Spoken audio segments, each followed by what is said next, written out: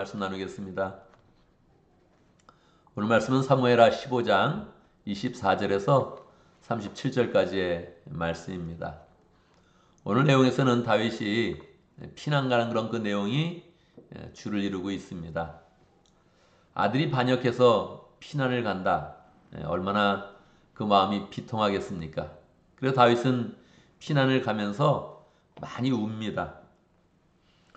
30절의 말씀에 보면 그는 올라가면서 계속하여 울고 머리를 가리고 슬퍼하면서 맨발로 걸어서 갔다. 이런 표현이 나오고 있죠.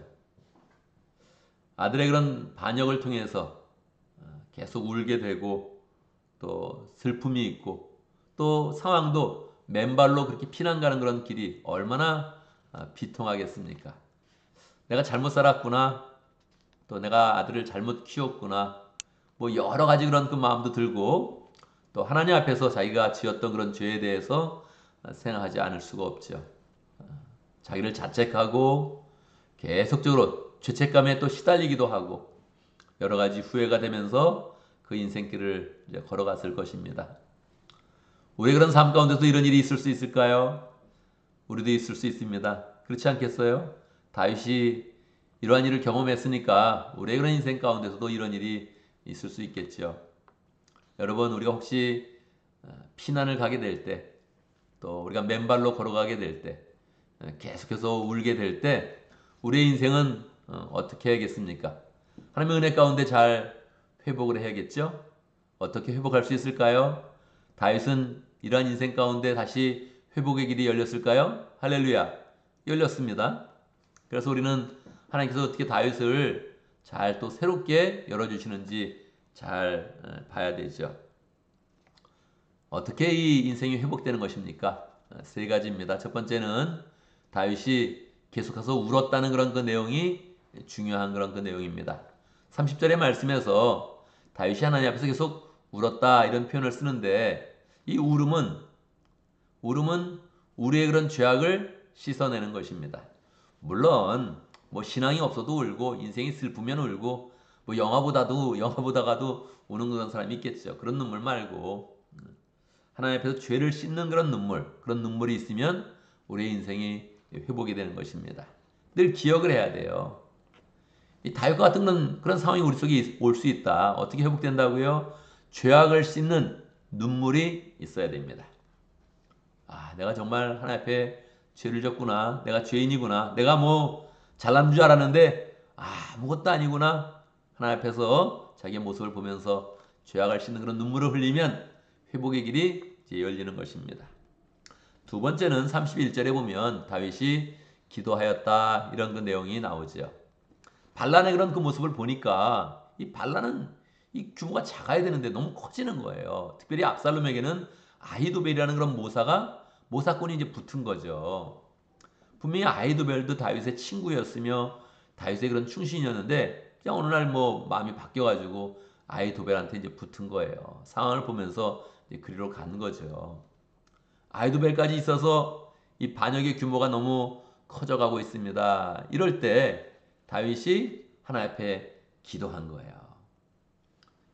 이 기도를 하나님의 은혜를 구하는 그런 기도, 하나님 앞에 간절히 구하는 그런 기도로 이제 나아가는 거죠. 눈물이 있었으니까 눈물담에 있는 그런 기도가 이제 회개의 그런 기도가 되고 하나님의 은혜를 정말 간절히 구하는 그런 기도가 되겠죠. 자기 힘으로는 이미 반란군에게 뭐 도망가는 그런 상황이니까 스스로 회복할 그런 길이 없는 거예요. 그러니까 하나님 앞에 은혜를 구하면서 간절히 구합니다. 아히도벨의 모든 그런 계획을 다 무너뜨려 주시고 하나님 회복시켜 주십시오. 그렇게 기도하는 것이죠. 두 번째가 기도입니다. 세 번째가 이제 다시 막 피난을 가는데 거기에 이제 여러 사람이 오는 거예요. 사독이 언약궤를 가지고 오는 거예요. 언약궤가 무엇입니까? 하나님의 임재를 상징하는 것이죠.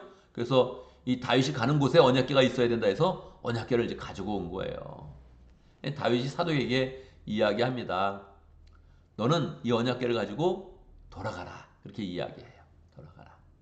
그럼 하나님이 은혜를 주시면 내가 다시 돌아올 것이지. 이 지금에서야 내가 죄악을 짓고 하나님께 벌을 받아서 지금 도망가는 상황에 언약궤가 있다고 내가 뭐 되는 건 아니다.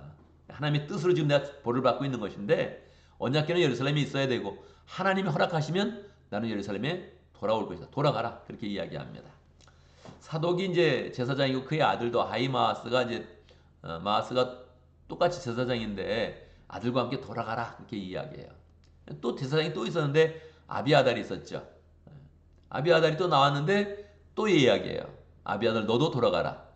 너도 아들 요나단과 함께 돌아가라. 그래서 이제 네 사람이 다윗의 그런 그 말을 듣고 돌아갑니다.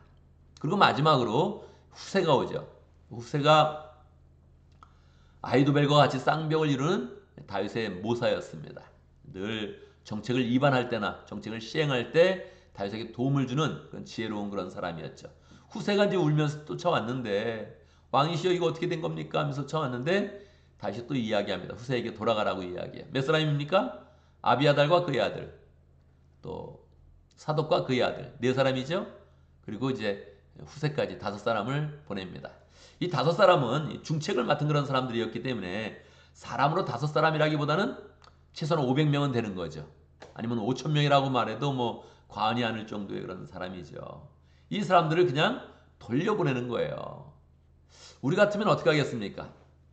우리 같으면 한 사람이 더 와서 붙으면 내가 마음이 외롭고 힘든데 도움이 되니까 다 데리고 가겠죠. 그래 나와 함께 있어줘. 그렇게 이야기를 하겠죠.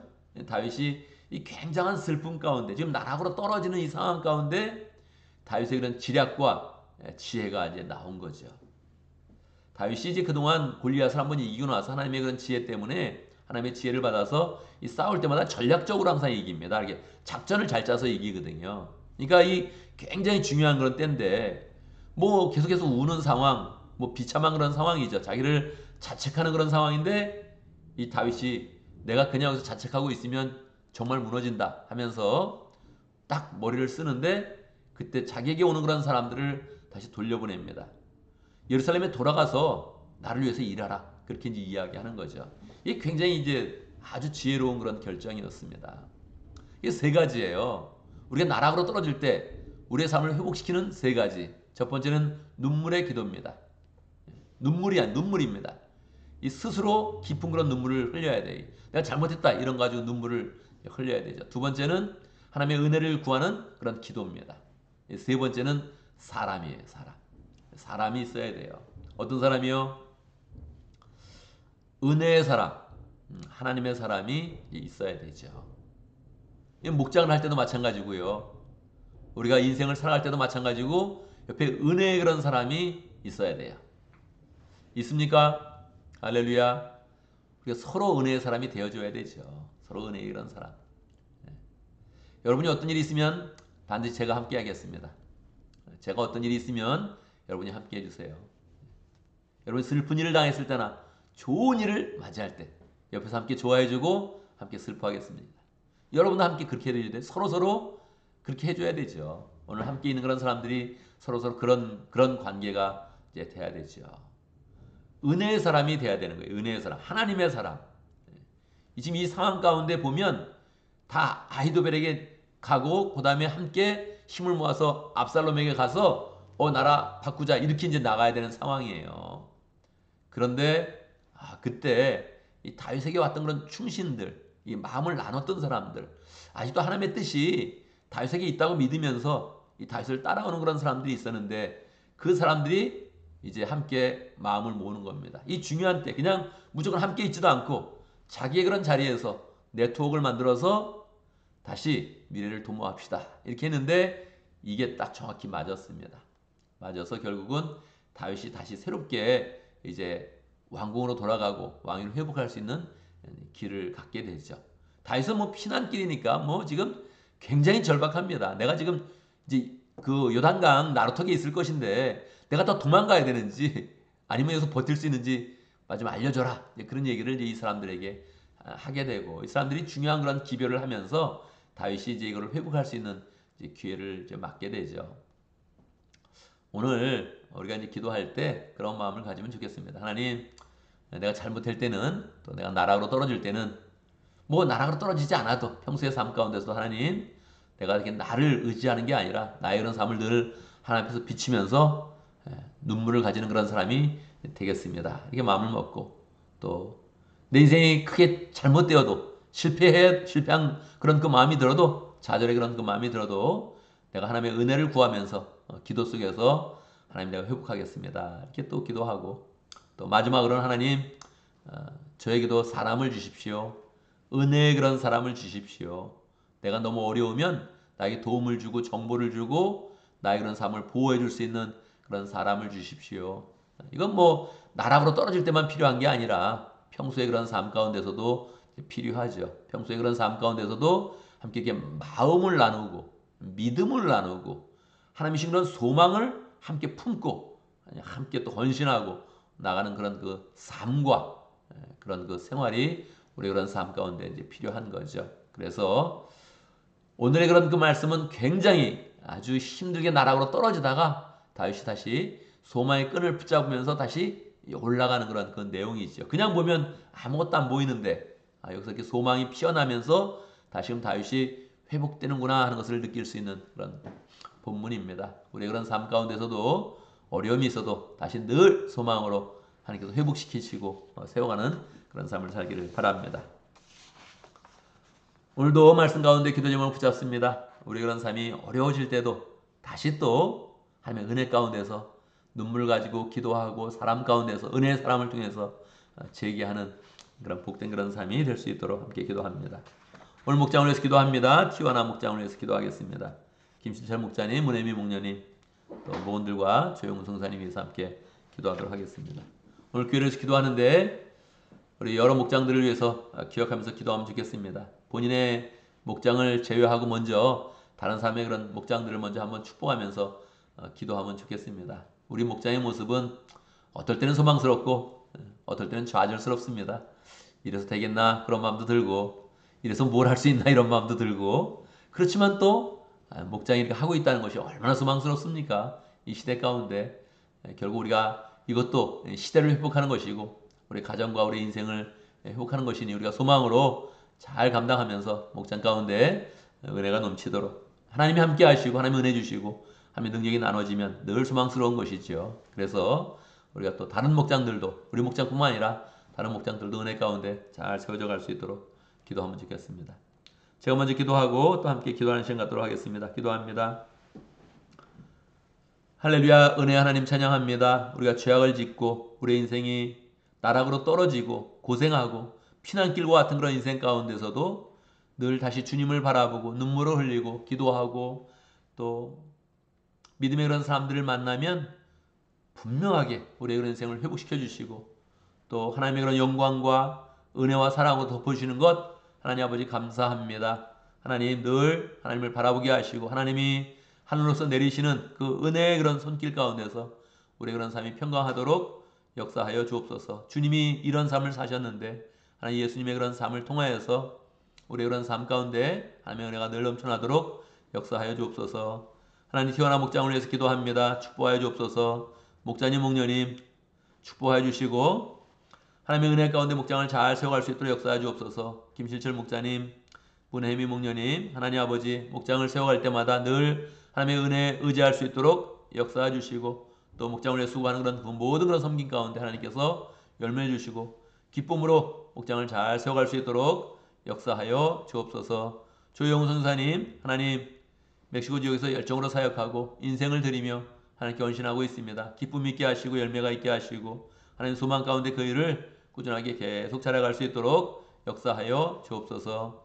하나님 아버지 오늘 금요일을 맞이해서 우리가 모든 그런 목장들이 가정교회 모임을 갖습니다. 축복하여 주시옵소서. 교회 모임이 되게 하시고 가정교회 모습이 드러날 수 있도록 역사하시고 하나님의 은혜가 나눠지며 하나님의 능력이 나눠지며 또 하나님이 주시는 그런 소망으로 하나 되는 복된 시간 될 수 있도록 역사하여 주옵소서. 가족 그 이상의 가족을 잘 세워가는 사랑의 그런 시간 될 수 있도록 은혜 시간 될 수 있도록 역사하여 주옵소서.